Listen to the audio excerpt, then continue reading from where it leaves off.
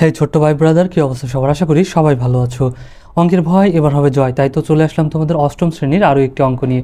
পৃষ্ঠা নম্বর 19 যদি বের করো তাহলে দেখবে যে দ্বিতীয় অধ্যায় মুনাফা আছে ওইটার, অনুশীলনী 2.1 এর আজকে আমরা 19 নাম্বার থেকে দেখব। ওকে, 18 নাম্বার পর্যন্ত আমরা আগের ক্লাসে শেষ করে ফেলেছি। তুমি যদি দেখে না থাকো প্লে লিস্টে চলে যেতে পারো, সেখানে সমস্ত অঙ্কগুলো দিয়ে আছে, সেখান থেকে দেখে নিতে পারো। ওকে, তাহলে দেখো আজকে আমরা দেখি 19 নাম্বারে কি বলছে আমাদের। ঠিক আছে, এখানে দেখো বলছে একজন ফল ব্যবসায়ী যশোর থেকে, ঠিক আছে, একজন ফল ব্যবসায়ী যশোর থেকে 36 টাকায় 12টি দরে কিছু সংখ্যক এবং কুষ্টিয়া থেকে 36 টাকায় 18টি দরে সমান সংখ্যক কলা খরিদ করিল। অর্থাৎ একজন ব্যবসায়ী যশোর থেকে 36 টাকা দিয়ে 12টা কিনছে, আর উনি আবার কি করছে, কুষ্টিয়া গেছে, কুষ্টিয়া থেকে 36 টাকায় 18টা কলা কিনছে। ওকে, তিনি 36 টাকায় 15টি দরে কলা বিক্রয় করলেন। অর্থাৎ তিনি 15টা কলা আর বিক্রি করছে আবার কত টাকা দিয়ে? 15টা কলা 36 টাকা দিয়ে বিক্রি করছে। ওকে, আচ্ছা, এটি হলো উদ্দীপকের কথা। তারপরে আমাদের কি বলছে, ব্যবসায়ী যশোর থেকে প্রতি 100 কলা কি দরে ক্রয় করলেন। অর্থাৎ 100টা কলার দাম কত টাকা, ঠিক আছে, সেটা আমাদের বের করতে হবে। কিন্তু কোথায় বলছে? যশোর। তার মানে এই যে কই গেল যশোর, যশোর থেকে 36 টাকায় 12টি, তার মানে 12টি কলার দাম কত টাকা? 36 টাকা। একটার দাম কয় টাকা আর 100টার দাম কয় টাকা? পারবো না? ইজি কিন্তু। ঠিক আছে, তাহলে 12টি কলার ক্রয় মূল্য 36 টাকা, একটি কলার ক্রয় মূল্য কত? ভাগ দিলেই হয়ে যাবে 36কে 12 দিয়ে। ঠিক আছে, আগে করলাম না, কারণ কেন? 100টার বের করবো, এই জন্য 100টি কলার ক্রয় মূল্য, একের সাথে 100 বড়, এই জন্য 100 হবে উপরে গুণ। ঠিক আছে, তাহলে এখন যদি আমরা কাটাকাটি করি কত হয়ে যাবে? 300, কারণ 12কে 12, 3 বারং 36, তাহলে 3 আর 100 গুণ করলে 300, তাহলে 300 টাকা। তাহলে যশোর থেকে যে 100 কলা কিনছিল সেই 100 কলার দাম কত পড়ছে? 300 টাকা। ইজি না? একদম ইজি কিন্তু। তারপর এখানে কি বলছে, সবগুলো কলা বিক্রয় করলে শতকরা কত লাভ বা ক্ষতি হবে। অর্থাৎ সবগুলো কলা যদি বিক্রয় করে, যে 36 টাকায় 15টি, অর্থাৎ 15টি কলা যদি 36 টাকা দিয়ে বিক্রি করে, তাহলে কত লাভ বা ক্ষতি হবে সেটা আমাদের বের করতে হবে। তাহলে এখানে দেখো 12টি কলার ক্রয় মূল্য কত টাকা? 36 টাকা। ঠিক আছে, যশোর থেকে। একটি কলার ক্রয় মূল্য কত? তাহলে 36কে 12 দিয়ে ভাগ, এখানে যেটা থাকে সেটাকে এই পাশেরটা দিয়ে ভাগ দিতে হয়। তাহলে 3 বারং 36, 3 টাকা। আবার 18টি কলার ক্রয় মূল্য, এটা কিনছিল কই থেকে 18টা? এটা কিনছিল হচ্ছে যে এই যে কুষ্টিয়া থেকে। চাইলে উল্লেখ করে দিতে পারো যে যশোর থেকে 12টি কলার ক্রয় মূল্য এত টাকা। ঠিক আছে, আবার যশোর থেকে কুষ্টিয়া থেকে 8টি কলার মূল্য চাইলে উল্লেখ করতে পারো, না করলেও কোনো সমস্যা নাই। তাহলে 18টি কলার ক্রয় মূল্য 36 টাকা, তাহলে একটি কলার ক্রয় মূল্য কত? 36কে 18 দিয়ে ভাগ দিলেই হবে, 18 দুগুণে 36, 2 টাকা। তাহলে এই যে যশোরের একটা কলা আর কুষ্টিয়ার একটা কলা, এই 2টা কলা একটা আর একটা যোগ করে কত? 2টা। তাহলে গড়ে এই 2টা কলার ক্রয় মূল্য কত হবে? 5 টাকা, তাই না? একটার দাম পড়ছিল 3 টাকা, আর এক জায়গা থেকে কিনছে, সেখানে আবার আর একটার দাম পড়ছে কয় টাকা? 2 টাকা। তাহলে গড়ে কয় টাকা পড়লো? 2টার দাম পড়লো কয় টাকা? 5 টাকা। 3 টাকার 2 টাকা 5 টাকা। তাহলে একটা কলার ক্রয় মূল্য 5/2 টাকা। ঠিক আছে, কারণ এইখানে দেখো 2টা কলার ক্রয় মূল্য যদি হয় কত টাকা? 5 টাকা। তাহলে একটা কলার ক্রয় মূল্য কত? এই 5কে এই 2 দিয়ে ভাগ দেবো, কারণ এটা উপরে থাকে আর ভাগ হয়ে এটা এসে নিচে হয়, মানে এই 2 দিয়ে 5কে ভাগ দিতে হবে। ঠিক আছে, নিশ্চয়ই বোঝা গেছে। আচ্ছা, ঐকিক নিয়ম হয়ে গেলে যেভাবে বের করলাম সেমভাবে আমরা এখান থেকে একটা কলার ক্রয় মূল্যটা বের করে রাখলাম, 5/2 টাকা। এখন দেখো, এখন সে বিক্রি করছিল, ঠিক আছে, 36 টাকা দরে 15টি, তার মানে 15টা কলার বিক্রয় মূল্য ছিল কত টাকা? 36 টাকা। তাহলে একটা কলার বিক্রয় মূল্য কত? এই 36কে ভাগ দেবো হইতেছে এই 15 দিয়ে। ঠিক আছে, তাহলে যদি কাটাকাটি করি তাহলে দেখো কত হয়ে গেছে? 3 দিয়ে কাটলে 3 5 15, 3 বারং 36, তাহলে 12/5 পেলাম। ঠিক আছে, তাহলে ক্রয় মূল্য অপেক্ষা বিক্রয় মূল্য কম হয়, ক্ষতি হয়েছে, কারণ বিক্রয় মূল্য এখানে আমরা দেখতেছি কম হয়ে গেছে। ঠিক আছে, আর ক্রয় মূল্য কী ছিল? আমাদের বেশি ছিল। তাহলে কতটুকু ক্ষতি হয়েছে সেটা বের করি। তার মানে এটা 5/2কে এই 12/5 দিয়ে আমরা কি করব? বিয়োগ করব। ঠিক আছে, বিয়োগ করলে আমাদের পেয়ে যাব। কিভাবে বিয়োগ করলাম দেখো, ভগ্নাংশের যোগ বিয়োগ করার নিয়ম কিন্তু আমি আগেই শিখাই দিয়েছিলাম, তারপরেও দেখো আবার বলে দিচ্ছি। প্রথমে কি করতে হয়? হরগুলোর লসাগু। তাহলে 2 আর 5-এর লসাগু কত? 10, তাহলে 10। এখন কি? হর দ্বারা ভাগ করে লব দ্বারা গুণ। এই যে এটার হর, এই 2 দিয়ে 10কে ভাগ দেবো, কত হবে? 5। সেই 5 দিয়ে আবার এই লবকে গুণ দেবো, তাহলে কত হবে? 5, ভাগফল আছে 5, 5 দিয়ে এই লবকে গুণ দিলে 5 5 25, এই হলো 25। এই যে এখানে বিয়োগ আছে, এখানেও বিয়োগ। আবার এখন কি করব? এই ভগ্নাংশটা এই 5 দিয়ে আবার এই 10কে গুণ দেবো, তাহলে 5 দুগুণা 10, 2, এই 2 দিয়ে আবার কি করব? এই 12কে গুণ দেবো, তাহলে 12 দুগুণা 24, 24 হয়ে গেল। ঠিক আছে, তাহলে 25-এর থেকে 24 বাদ দিলে 1 আর নিচে 10। ওকে, তার মানে 1/10 টাকা। তাহলে 1/10 টাকা কী হয়েছে? ক্ষতি হয়েছে। তাহলে এত টাকায় ক্ষতি হয়, এত টাকা, মানে এই যে একটা কলার দাম আমরা এখানে কিন্তু বের করে নিয়েছিলাম কত টাকা, 5/2 টাকা, তাই না?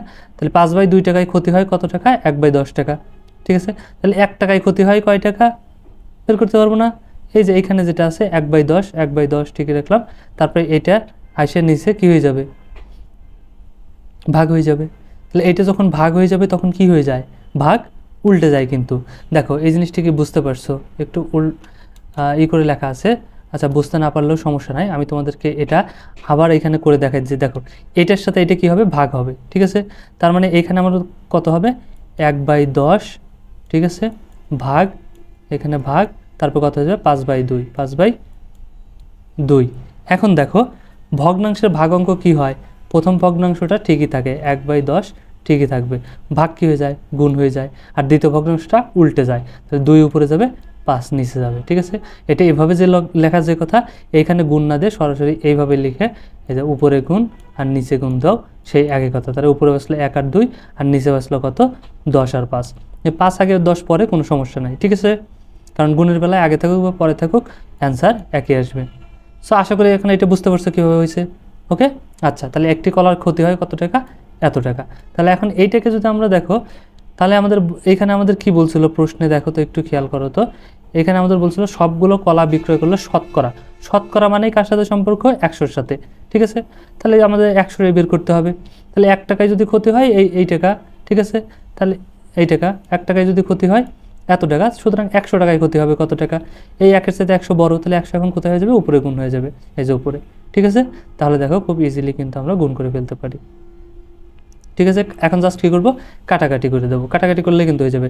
এখানে যদি 10 দিয়ে 10কে কাটি 1, 10 দিয়ে 100 কাটলে 10, 10 10 100, আবার 5 দিয়ে 5কে কাটলে 1, আবার 5 দিয়ে 10কে কাটলে 2, 5 2 10, নিচে কিছুই বসলো না, উপরে কত বসলো, 2 2 আর 1, তাহলে 2 2 4 রাখে 4 অক্ষে 4, ঠিক আছে? 2 2 4 আর 1 সাথে গুণ করলে 4 অক্ষে 4, তাহলে 4 টাকা। যেহেতু শতকরা বের করছি 100 টাকায়, তার মানে উত্তর কী হবে, পার্সেন্টেজে হবে, তার মানে ক্ষতি হয় কত টাকা, 4% টাকা, ঠিক আছে? আচ্ছা, তারপরে যদি 25 নাম্বার খেয়াল করি, তাহলে দেখো এখানে কি বলছে, 25% লাভ করতে চাইলে প্রতি হালি কলা কী দরে বিক্রয় করতে হবে, অর্থাৎ 25 টাকা আমাদের কী করতে হবে, লাভ করতে হবে। তাহলে দেখো এখানে 25% লাভে ক্রয় মূল্য যদি 100 টাকা হয়, তাহলে বিক্রয় মূল্য কত হতে হবে, অবশ্যই 125 টাকা, কারণ আমরা কিনছি ধরো 100 টাকা দিয়ে, এখন 25 টাকা আমাকে লাভ করতে হবে, তাই না? তাহলে অবশ্যই বিক্রয় করতে হবে কত টাকা, 125 টাকা, সোজা হিসাব, তাই না? তাহলে দেখো খ হতে আমরা পাইছিলাম একটা কলার ক্রয় মূল্য পাইছিলাম কত, 5/2 টাকা, তাই না? তাহলে ক্রয় মূল্য 100 টাকা হলে বিক্রয় মূল্য কত হবে আমাদের এখানে, যেহেতু বিক্রয় মূল্যটা আমাদের বের করতে হবে 25% লাভে, ঠিক আছে? এই জন্য বিক্রয় মূল্যকে ডান পাশে রাখবো। তাহলে দেখো ক্রয় মূল্য 100 টাকা হলে বিক্রয় মূল্য কত টাকা, 125 টাকা। তাহলে ক্রয় মূল্য 1 টাকা হলে বিক্রয় মূল্য কত, ভাগ হয়ে যাবে 125 উপরে, এটা নিচে, আর একটা কলার ক্রয় মূল্য পাইছিলাম কত, 5/2, তাহলে সুতরাং ক্রয় মূল্য 5/2 টাকা হলে বিক্রয় মূল্য কত হবে, ঠিক আছে? এই 5/2 কী হয়ে যাবে, সরাসরি গুণ হয়ে যাবে, আর গুণ হলে যেমন থাকে তেমনই, উপরেরটা উপরে, নিচেরটা নিচেই হয়। ভাগ হলে উল্টে যাইতো, 2 উপরে যেত, 5 নিচে আসতো, ঠিক আছে? যেহেতু গুণ, এটা কি 1 1-এর চাইতে এটা বড়, এটা গুণ, তার মানে কি এটা হবে, এটা আমাদের ঠিকই থাকবে, ঠিক আছে? তাহলে 5 উপরে 2 নিচে, তাহলে সরাসরি যদি গুণ করি, দেখো এখন কাটাকাটি করি, তাহলে কিন্তু হয়ে যাবে, ঠিক আছে? এটাকে যদি আমরা 25 দিয়ে কাটি, 4 25 100, আর 5 25 125, তাহলে আর কিছু কাটা যাচ্ছে না, তাহলে নিচে হবে 4 2 8, আর উপরে হবে 5 5 25, ওকে? তাহলে একটি কলার মূল্য, ক্রয়ের মূল্য কত পেলাম, 25/8 টাকা, ওকে? তাহলে এখানে বলছিল কি প্রতি হালি না, তাহলে 1 হালি সমান কয়টা জানি আমরা, 4টা, তাহলে একটা কলার ক্রয় মূল্য যদি এত টাকা হয়, ঠিক আছে? তাহলে 4টি কলার বিক্রয় মূল্য কত হবে, সরি ক্রয় মূল্য না, বিক্রয় মূল্য যদি এত টাকা হয়, 4টি কলার বিক্রয় মূল্য কত হবে, জাস্ট 4 দিয়ে গুণ এটাকে, ঠিক আছে? তাহলে এটাকে যদি 4 দিয়ে গুণ করি, গুণ মানে উপরে হয়ে যাবে, ঠিক আছে? তাহলে একে কাটলে 2, 4 দিয়ে কাটলে 2, 4 দিয়ে এই 4কে কাটলে 1, 4 দিয়ে 8কে কাটলে 2, তাহলে উপরে বসলো 25, নিচে বসলো কত, 2। তাহলে এটাকে যেহেতু অপ্রকৃত ভগ্নাংশ, এই জন্য আমরা কী করে দিচ্ছি, মিশ্র করে দিচ্ছি, জাস্ট 2 দিয়ে ভাগ দিয়ে দিচ্ছি 25কে, তাহলে গেছে 12/1/2 টাকা, ওকে? এই ভাগটাকে বুঝতো নাকি, এই ভাগটা উপরে দিতে হবে, দেখো 25কে কী করবো, জাস্ট 2 দিয়ে ভাগ দিয়ে দেবো, ঠিক আছে? 2 2-এর ভিতরে কয়বার যাবে, একবার, ঠিক আছে? 0, তাহলে এই 5 কেটে নামাবো এখানে, তাহলে এখন কয়বার যাবে, 2 বার, 2 2 4, ঠিক আছে? বাঁচবে কত, 1, তাহলে এইটা হয়ে যাবে, এই 1 হয়ে যাবে লব, আর এই যে ভাগ করছি যেটা দিয়ে 2, এটা হয়ে যাবে হর, তাহলে 12/1/2, 12/1/2, ওকে? আশা করি বুঝতে পারছো। তারপর এটা যদি লক্ষ্য করি, দেখো আমাদের এখানে 20 নাম্বার আর একটা অঙ্ক আছে এই অধ্যায়ের, ঠিক আছে, এটাই শেষ অঙ্ক। এখানে বলছে কোনো আসল 3 বছরের সরল মুনাফা সহ 28,000 টাকা, অর্থাৎ 3 বছরের সরল মুনাফা সহ, তার মানে এখানে আসলও আছে মুনাফাও আছে, এই মুনাফার আসল মিলে 3 বছরে কত হয়েছে 28,000 টাকা, এবং 5 বছরের সরল মুনাফা সহ 30,000 টাকা, তার মানে এখানে কি আছে মুনাফাও আছে আসলও আছে, কত টাকা 30,000 টাকা, ঠিক আছে। এখন আমাদের বলছে প্রতীকীগুলোর বর্ণনা সহ মূলধন নির্ণয় সূত্রটি লেখো। তাহলে আমরা তো জানি, আমরা আগেই দেখে আসছি তাই না, আগের ক্লাস করলে তুমি কিন্তু জানবা, অর্থাৎ কোনটাকে কি দ্বারা প্রকাশ করা হয় সেটা বলছে। তাহলে মূলধনকে কি দ্বারা প্রকাশ করা হয়, মূলধন বা আসল তাকে পি দ্বারা প্রকাশ করা হয়, মুনাফার হার আর দ্বারা, সময়কে এন দ্বারা, আর মুনাফাকে আয় দ্বারা প্রকাশ করা হয়, ঠিক আছে, এটা তো আমরা জানি। আর সরল মুনাফার সূত্র কি, আই সমান পি আর এন, আমরা কিন্তু আগেও দেখেছি অনেকবার, ঠিক আছে, সরল মুনাফা আই সমান পি আর এন। তো এখন আমরা যেটা মূলধন নির্ণয় সূত্রটা লিখতে বলছে মানে আসলের, তাহলে পির মান লাগবে, এই জন্য পিকে সমান চিহ্নের এই পাশে নিয়ে আসবো আর আইকে এই পাশে নিয়ে আসবো, তখন পিকে রাখবো, এন আর আরকে ওই পাশে পাঠিয়ে দেবো, ঠিক আছে, তখন আই বাই, এটা কি বুঝতে পারছো, মেবি বোঝো নাই, দেখো আমি তোমাদেরকে দেখাই দিচ্ছি। তাহলে মূল সূত্র কোনটা, এটা মুনাফার সরল মুনাফা, ঠিক আছে, আই সমান পি আর এন। তাহলে যখন আমরা লিখবো আই সমান, এখানে দেখো পি আর এন, ঠিক আছে, এখন আমরা কি করব, এই পি আর এনকে আমি সমান চিহ্নের এই পাশে নিয়ে আসলাম, আর আইকে কি করব এই পাশে পাঠিয়ে দিলাম, ওকে। তাহলে এখন খেয়াল করো এখানে আমরা কি করব, যেহেতু আসল বের করব বা মূলধন, এই জন্য পিকে রাখবো, আর এই দুটোকে এই পাশে পাঠিয়ে দেবো, পির সাথে এই দুটো কি আকার আছে, গুণ আকারে, তাহলে এই পাশে আসলে কি হয়ে যাবে, ভাগ হয়ে যাবে, ঠিক আছে। তাহলে আই বাই এই নিচে আর এন, এই যে বুঝা গেছে, এটাই হচ্ছে সূত্র, আশা করি বুঝতে পারছো। তারপরে দেখো কি বলছে, আমাদের নির্ণয় করতে বলছে, বলছে মুনাফার হার নির্ণয় করো, মুনাফার হার নির্ণয় করো। তাহলে মুনাফার হার কিন্তু আমরা নির্ণয় করার জন্য আগে মুনাফাটা আমাদের বের করতে হবে, কত টাকা মুনাফা হয়, ঠিক আছে। তাহলে আসল প্লাস 5 বছরের মুনাফা, কারণ এই যে এখানে আমরা দেখছিলাম, ঠিক আছে, 5 বছরের মুনাফা সহ এত টাকা, 3 বছরের মুনাফা সহ এত টাকা, মানে এখানে মুনাফাও আছে আসলও আছে দুটোর মধ্যে, ঠিক আছে। তাহলে আসল প্লাস 5 বছরের মুনাফা 30,000 টাকা, আর আসল প্লাস 3 বছরের মুনাফা কত 28,000 টাকা। তাহলে এখান থেকে আমরা বের করে নেব যে 2 বছরের বিয়োগ করে 2 বছরের মুনাফা কত, তাহলে 2 বছরের মুনাফা বের হবে কত, এখান থেকে যদি আমরা বিয়োগ দিই তাহলে কিন্তু পেয়ে যাব, ঠিক আছে, 2,000 টাকা বিয়োগ করে। তাহলে 2 বছরের মুনাফা যদি 2,000 টাকা হয়, তাহলে 1 বছরের মুনাফা কত, আমরা কিন্তু এখান থেকেও বের করে নিতে পারি 1,000 টাকা, ঠিক আছে। এখানে ভাগ করলে 1,000, 2 দিয়ে 2,000কে ভাগ করলে 1,000 হয়ে যাবে, ভাগ না করে আমরা এরকমই রাখলাম। সেমভাবে 3 বছরের মুনাফা আমরা 5 বছর দিয়েও বের করতে পারি, যেহেতু 3 বছর ছোটো, আমরা 3 বছর দিয়ে বের করবো, ছোটোটা দিয়েই বের করতে হয়, ঠিক আছে। তাহলে দেখো 3 বছরের মুনাফা তাহলে কত টাকা হবে, 1-এর সাথে 3 বড়, তাহলে 3 উপরে গুণ হয়ে যাবে, তাহলে 2 দিয়ে কাটলে 1,000, আর 1,000 আর 3,000 গুণ করলে 3,000 টাকা, তাহলে 3 বছরের মুনাফা পেলাম কত টাকা, 3,000 টাকা কিন্তু পাইলাম, ঠিক আছে। তাহলে আমরা দেখছিলাম যে আমাদের উদ্দীপকে দেওয়া ছিল 3 বছরের মুনাফা আসল সহ কত ছিল 28,000 টাকা, আর মুনাফা পেলাম কত 3,000 টাকা, তাহলে আসল কত, আসল থেকে মুনাফা আসল থেকে যদি মুনাফা বাদ দিই তাহলে আসল পেয়ে যাবো। তাহলে এখন আসল বেরোবে কত, মুনাফা আসল থেকে মুনাফা বাদ দিলাম, তাহলে কত আসল পেয়ে গেলাম, ঠিক আছে। 28,000 থেকে 3,000 বাদ দিলে 25,000, তার মানে 25,000 টাকা কি আমাদের আসল। তাহলে এই বুঝতে পারতেছিলাম 25,000 টাকা আমাদের আসল ছিল, আর 25,000 টাকায় মুনাফা হয়েছিল কত টাকা, 3,000 টাকা, তাই না। তাহলে আমরা লিখতে পারি যে 25,000 টাকায় 3 বছরের মুনাফা হয় কত টাকা, 3,000 টাকা। তাহলে 1 টাকায় 1 বছরের মুনাফা হয় কত টাকা, তাহলে 25-এর সাথে 1 ছোটো, এই জন্য ভাগ হয়ে যাবে, ঠিক আছে। এই ভাগ হলে কোথায় হয়, নিচে হয়, এটা উপর হবে, এটা হয়ে যাবে নিচে, আর এই 3-এর থেকেও 1 ছোটো, এই জন্য এই 3 হয়ে যাবে নিচে, ওকে। আচ্ছা, তারপরে এখন আমাদের কি বলছে, মুনাফার হার, শতকরা মুনাফার হার, তাই না। আমরা প্রশ্নটা যদি দেখি মুনাফার হার কত, তাহলে দেখো মুনাফার হার যখনই বলছে তখন 100, ঠিক আছে। তাহলে 100 টাকায় 1 বছরের মুনাফা, এই 1-এর সাথে 100 বড়, তারপরে কী করবো, এই 100 উপরে হয়ে যাবে। তাহলে এখন যদি কাটাকাটি করি তাহলেই কিন্তু আমাদের অঙ্ক শেষ হয়ে যাবে। যেমন সোজাসুজিভাবে কাটতে পারি, এই 2 শূন্য এই 2 শূন্য কেটে দিতে পারি, ঠিক আছে, এই শূন্য এটা কেটে দিতে পারি, ঠিক আছে। আবার এই 3 দিয়ে একে কাটলে পারে 300 হয়ে যাবে 100, ঠিক আছে। আবার 25কে কাটলে 25-কে 25, আর 100কে কেটে দিলে 4 25 100, তার মানে শুধু 4 বাঁচবে, তাহলে এখানে হয়ে যাবে 4 টাকা। যখনই 100 টাকায় বের করছি তখনই মুনাফার হারটাই কত টাকা হয়, পার্সেন্টেজে হয়, ঠিক আছে। তাহলে মুনাফার হার আর সমান কত, 4%, এখানে 4 আছে, তাহলে 4%, ওকে। আশা করি বোঝা গেছে। তারপরে দেখো লাস্ট গ নাম্বার আমাদের কি বলছিল, একই হারে ব্যাংকে কত টাকা জমা রাখলে 5 বছরের মুনাফা আসলে 48,000 টাকা হবে, ঠিক আছে।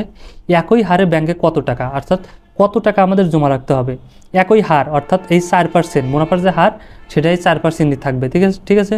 4% থাকার পরেও কত টাকা আমাদের ব্যাংকে জমা রাখতে হবে, অর্থাৎ আসলটা আমাদের বের করতে হবে। সূত্রের সাহায্যে খুব ইজিলি কিন্তু বের করে ফেলতে পারি। তাহলে খ হতে পারে মুনাফার হার আর সমান কত 4%। এটাকে যদি আমরা ভগ্নাংশে ভাঙি তাহলে 4/100। তাহলে এটাকে যদি লঘিষ্ঠ করি 4 × 4 4 25 × 100, তাহলে 1/25, ঠিক আছে। আর এন সময় কত 5 বছর, কারণ এখানেই বলে দিয়েছে 5 বছরের মুনাফা আসল, ঠিক আছে। আর এখানে মুনাফা আসল কত এ সমান, ও মুনাফা আসলকে আবার এ দ্বারা প্রকাশ করা হয়, ঠিক আছে। তাহলে মুনাফা আসল এ সমান কত 48,000 টাকা। তাহলে আমরা জানি এখানে দেখো মুনাফা আসল নির্ণয় সূত্র, এটা হচ্ছে এ সমান P into 1 + RN, P into 1 + RN, এই সূত্রটা মনে রাখবে, ঠিক আছে। মুনাফা আসল নির্ণয় সূত্র, তাহলে মুনাফা আসল নির্ণয় সূত্র হচ্ছে পি ইন্টু 1 + NR। তাহলে এখন দেখো আমরা কি বের করব, আসল বের করব, তাই না। এই জন্য কী করবো, এই সম্পূর্ণটাকে আমরা কি করব সমান চিহ্ন এই পাশে নিয়ে আসবো আর এটাকে এই পাশে পাঠিয়ে দেবো, ঠিক আছে। এখন আমরা কার মান বের করব, পির মান বের করব। এই জন্য পিকে এই পাশে রাখবো আর এইটুকুকে আবার সমান চিহ্নের এই পাশে পাঠিয়ে দেবো। তাহলে এইটুকু পির সাথে এটা কী আকারে আছে, গুণ আকারে, এখানে কোনো চিহ্ন নেই মানে গুণ আকারে আছে। তাহলে সমান চিহ্নের ওই পাশে পাঠিয়ে দিলে ভাগ হয়ে যাবে। তাহলে এ উপরে আর 1 + NR হয়ে যাবে নিচে, ঠিক আছে।